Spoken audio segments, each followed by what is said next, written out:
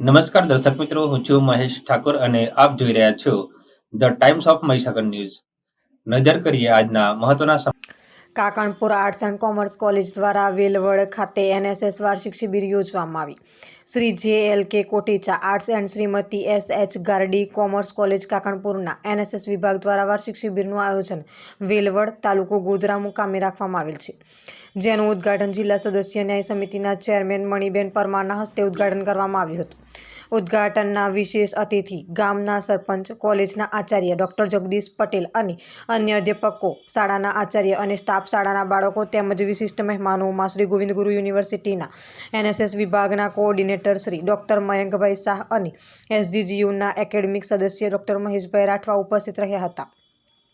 આ ઉપરાંત ગામના અગ્રણીઓ તેમજ એનએસએસના શિબિરાર્થીઓની હાજરીમાં ઉદ્ઘાટન કરવામાં આવ્યું. કાર્યક્રમની શરૂઆતમાં શાળાની બાલિકાઓ દ્વારા સ્વાગત ગીત રજૂ કરવામાં આવ્યું હતું. દીપ પ્રજ્વલિત કરીને સર્વે મહેમાનોનું બુકેથી સ્વાગત કરવામાં આવ્યું હતું. કોલેજના આચાર્ય જે.પી. પટેલે સ્વાગત પ્રવચન કર્યું હતું. મહેશભાઈ રાઠવાએ એનએસએસની ભૂમિકા વિશે માહિતી રજૂ કરી હતી. મયંકભાઈ શાહે એનએસએસનું કાર્ય, પ્રવૃત્તિઓ, જરૂરિયાત અને ઉપયોગિતા વિશે તેમની રમૂજી ભાષામાં ખૂબ જ સરસ માહિતી પ્રસ્તુત કરી હતી. વેલવડ શાળાના આચાર્ય વતી શાળાના આ શિક્ષક રમેશભાઈ ડામોરે ઉદ્ઘાટન પ્રસંગની આભાર વિધિ કરી હતી. આ ઉદ્ઘાટન પ્રસંગનું આયોજન કોલેજના NSS programme officer doctor Sabatsinh L. પટેલે કર્યું હતું. આપના વિસ્તારના પડે સમાચાર જોવા માટે અમારી channel the times of Mahisagar ન્યૂઝને લાઇક, શેર અને સબસ્ક્રાઇબ કરો.